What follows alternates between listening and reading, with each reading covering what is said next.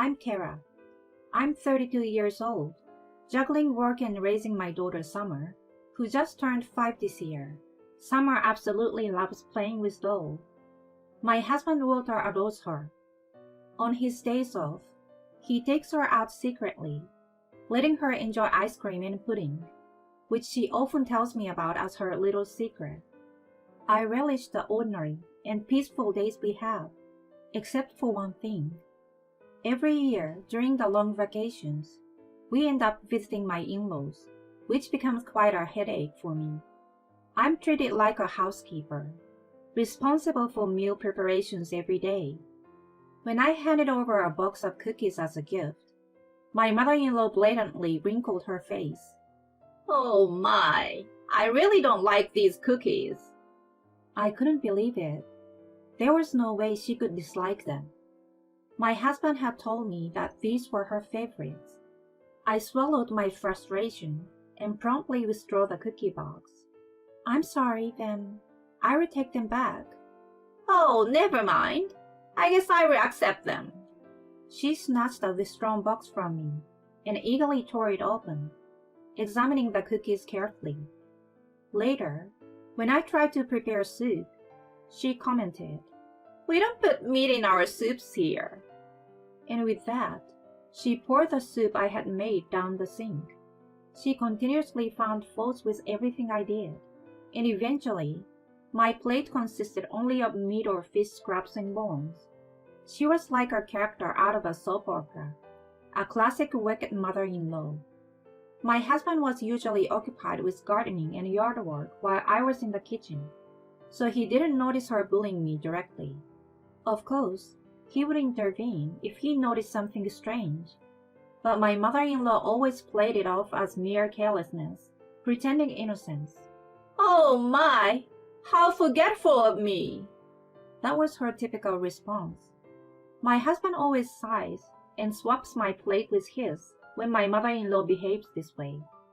But this only seems to irk her more. I often think, why not just stop the harassment?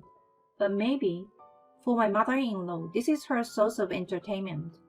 I can endure the taunts directed at me. But what's difficult is when she involves my daughter. During this family gathering, my husband's younger sister and her husband visit along with their 7-year-old son Noah. My mother-in-law dotes on Ingrid, my sister-in-law, to an extreme extent. She never lets her enter the kitchen, and if I ever ask Ingrid for help, "You, as a daughter-in-law, shouldn't use my daughter for your chores." Like mother, like daughter, Ingrid also doesn't lift a finger and spends her time idly during her stay at my in-laws. My mother-in-law's doting extends to Ingrid's sons as well. "Noah, here's the video game you wanted." "That's great, Noah. Make sure to thank Grandma." "Thank you." My mother-in-law and Ingrid both smiled contentedly as they handed Noah the game without even looking at him. Then, my mother-in-law carelessly tossed a small item to my daughter, Summer. "Here, Summer, this is for you." What she tossed was a small notepad with a cat illustration on the cover. "Wow, this is so cute. Thank you, Grandma." Summer's pure smile made my mother-in-law's mouth twitch involuntarily. "See? It's the thought that counts more than the prize." Ingrid burst into laughter upon hearing this, which irked me. But my husband was the first to speak up. "Mom, stop favoring your grandchildren. It's not right." "It's a differentiation, you know. It's natural to treat a kindergarten child differently from an elementary school student." "There is only a 2-year age gap." As the adults argued, our daughter looked on anxiously. Noah also seemed uncomfortable. It was so immature to involve the children in our conflicts. Ingrid was laughing hysterically, observing the quarreling adults. Just then, my father-in-law, who had been quietly sitting aside, chimed in. "What's the matter? Did she do something to upset Walter again?" "Grandpa!" "Summer, Noah, want to go for shaved ice with Grandpa?" "Kira, you should come too. The mango shaved ice over there is outstanding." Sure. I love you, Grandpa. Summer's grandfather affectionately patted her head, and Noah, too, seemed relieved as he held his hand. This open favoritism between my sister-in-law's son and my daughter was increasingly bothersome. I could tolerate it for myself, but I knew that returning to my in-laws' place was not good for Summer's upbringing. My husband understood this too, so we had only been visiting them a minimum of twice a year for the past few years. However, the situation continued to worsen. My husband, me, and our daughter Summer all had our daily routines, work for us, and preschool for Summer. I usually finished work first, so I was responsible for picking up Summer. But one day, Summer started insisting that she wanted her dad to pick her up, throwing a tantrum about it. But that wasn't all. When we got home, I want to eat dinner with Daddy. I want to take a bath with Daddy. I want to sleep with Daddy. These were her daily demands. Everything has to be with Daddy, and she cries if it's not. Even though I try to convince her, it's mostly me taking care of her until my husband gets home from work. But there are days when she insists on Daddy so much that she cries uncontrollably until he comes back. I'm already tired from work, and I want her to sleep early for her daycare the next day, so it gets frustrating. At first, my husband was delighted by how much she loved him, but lately, with her constant demands for him, he's been exhausted. Something was off. We both realized this was unusual, so we decided to ask Summer. Summer, why do you want Daddy so much? Summer looked at me with a serious expression and tightly grasped her skirt. Because Daddy is going away. Home? Suddenly, Summer shouted at us. Because Daddy is not Summer's real daddy. That's why she's going away. Sweetheart, what are you talking about? What in the world is my daughter saying? My husband tried to talk to her gently. Daddy is your real daddy. No, you're not, because I don't look like Daddy at all. We exchanged glances.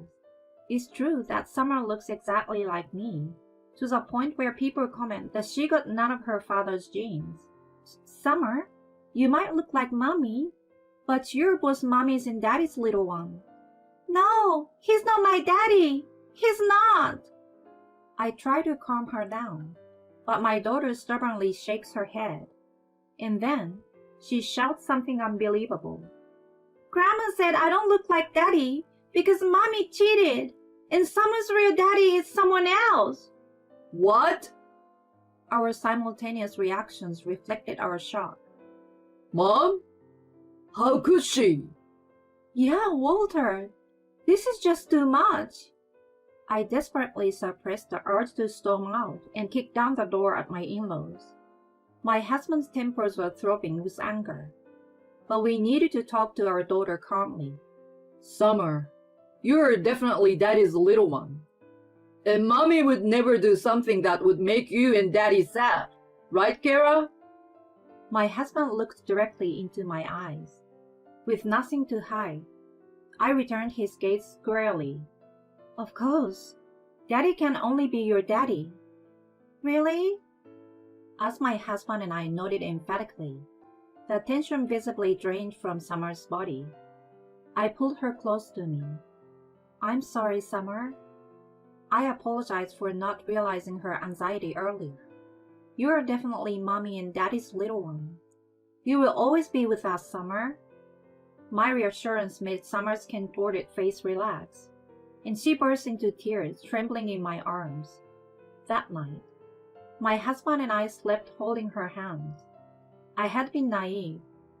I failed to see through my mother-in-law's foolishness when she could instill such malicious lies in her young granddaughter. I'm sorry, Summer. Mommy will fight for you. With her left hand, my daughter held on to me while my husband, lying beside her, glared with anger in his eyes. We would never forgive my mother-in-law. Absolutely never. During the weekend, We left summer with my mother and confronted my in-laws. Ingrid, who happened to be visiting, sat beside my mother-in-law, smirking while eating ice cream. What? Isn't this just Summer's misunderstanding? My mother-in-law played innocent, but when we pressured her, she quickly changed her tune. So what? She doesn't look like my son because it's true. Kara got pregnant with another man's child, didn't she? You hit a nerve, and now you're lashing out. Walter, wake up and move on. Find yourself a nice, young, and cute wife. Yeah, Walter has terrible taste in women, doesn't he? Well, I already produced an heir, so it's okay if Summer isn't around. Maybe leave your cheating wife and start over? You guys, I can't believe this. My husband's temper throbbed as he reacted to my mother-in-law and Ingrid's attitudes. I was furious, but at the same time, I was utterly astounded. To think that my daughter looked different from her son and was accused of infidelity so abruptly. Could it be? Suddenly, an idea struck me, and I voiced it. Could it be because you had a similar experience? What? My mother-in-law let out a strangled gasp, her face noticeably paling. I never thought it could be true, but did I hit a nerve? We wouldn't casually accuse someone of having an affair just because their child doesn't resemble them. But if you have had a similar experience, it all makes sense now. Mom? No way. My husband looked at my mother-in-law in disbelief. Even Ingrid, who was usually composed, seemed shocked as she let ice cream drip from her trembling hand while gazing at my mother-in-law. No, it's not like that. If it's not like that, why are you so agitated? Who is my real father? Walter, no! You're your father's son. So, Ingrid is a child from an affair, right? In that moment, my mother-in-law covered her mouth in shock. Seeing her reaction, even Ingrid widened her eyes and gasped, "Mom?" No. Ingrid is also my husband's. My mother-in-law attempted to regain her composure with quivering lips, but her effort was interrupted by a low monotone voice. I suspected as much. As we looked towards the source of the voice, my father-in-law had appeared. My mother-in-law openly showed signs of distress. No, I didn't have an affair. Stop it. This is embarrassing. My father-in-law sighed deeply. I had a hunch.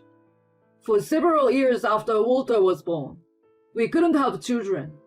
Or rather, we didn't engage in activities that could result in children. So when you suddenly pushed for a child and then became pregnant almost immediately, it felt strange. Still, when our daughter was born, she was adorable. I thought that if I endured it and pretended not to notice, I could protect my family and my children. But it seems I was wrong all along.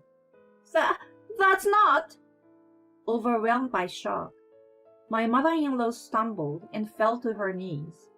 Kara, I'm sorry for the discomfort my wife and daughter have caused you. Today marks the end of such discomfort. Thank you. These two are no longer part of our family. Dad! My mother-in-law and Ingrid both let out anguished cries. My mother-in-law clung desperately to my father-in-law's arm. It's really not true. Ingrid is undoubtedly your child. You believe Kara more than the woman who's been with you for over 30 years? Mom, stop it. This is embarrassing. My husband, frustrated and disgusted, stared back at his mother, who was glaring at him like a demon. In the midst of this, my father-in-law uttered calmly, That's right. Right, honey? You believe me, right? If it turns out Ingrid is not my child, it means you've deceived me for almost 30 years. My father-in-law pushed away my distraught mother-in-law without mercy, leaving her in despair. We will have a DNA test, and if it proves Ingrid is my child, I will believe you.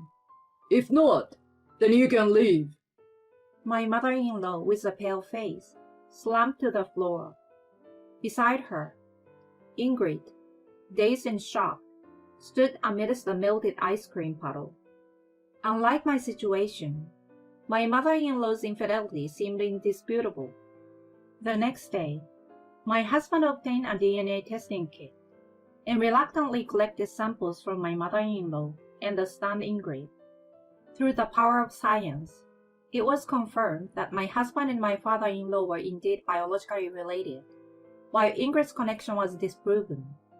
With a solemn expression, my father-in-law expelled my mother-in-law from the house and filed for divorce.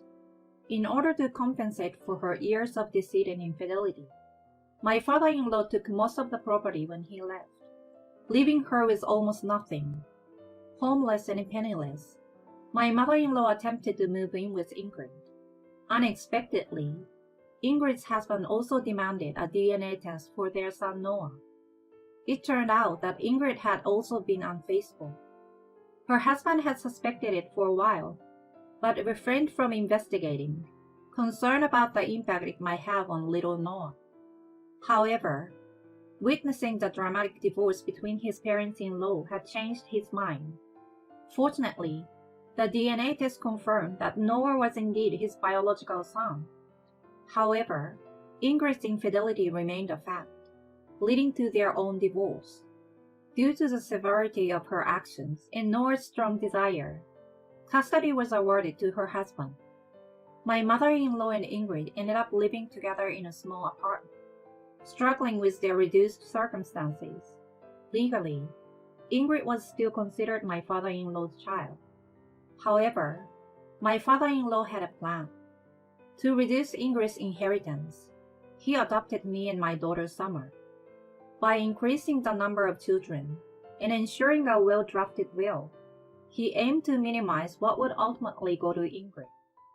Ingrid, who lost her beloved son and had been living a luxurious life supported by her husband's income, couldn't bear this change. She incessantly blamed her mother for her misfortune and tried to impose herself on our family. Naturally, my husband and I had no intention of accepting my mother-in-law. My husband looked down at his mother with disgust and told her to be ashamed of herself. At that moment, Summer, hearing the commotion at the front door, peeked out curiously. When my mother-in-law saw Summer, her face suddenly brightened. Summer, honey, please ask Mommy and Daddy to help your grandma. Everyone has been mean to Grandma, you see. After all she had put Summer through, what audacity to make such a request. I turned to hide Summer behind me, ready to give her a piece of my mind. But in an unexpected turn, Summer spoke up. No. Huh? Summer firmly rejected her grandmother, who stared back in disbelief. Summer looked at her grandmother with eyes that I had never seen her use on anyone, not even her parents. Grandma tried to take Daddy away from me, so no. It's a no-no. My mother-in-law turned pale, because she had forgotten the evil deed she had committed. She truly was beyond redemption. I wouldn't do such things anymore. Look, Summer, I will buy you lots of your favorite toys and sweets. I don't need them. Grandma is a liar. To prevent any further trauma, I tried to carry Summer back to the room. However, my stubborn mother-in-law continued to insist on stopping us. If you continue this, I will call the police. Is that clear? My mother-in-law, humiliated and defeated, let out a pitiful cry and collapsed. Without mercy, my husband firmly took her away. And so, my mother-in-law ended up with a miserable retirement due to her greed. From then on, we often invited my father-in-law to our home. He now seems more lively than he did back when he lived with his ex-wife. With my mother-in-law and Ingrid gone, he enjoyed a stress-free environment. and each visit feels like a celebration. Hey, Kara, I brought some watermelon. Wow, that looks delish. Thank you. Where's Summer? Seeing my father-in-law eagerly looking forward to seeing his beloved granddaughter, I put my finger to my lips and silently led him through the hallway. I opened the living room door, revealing my husband and daughter, both fast asleep in the same position after a tiring day of play. My father-in-law quietly chuckled. They look so much alike. Though their faces might not resemble each other, there was no doubt that Summer and my husband were parent and child. In that moment, I couldn't help but feel that I had the most precious family in the world right there with me.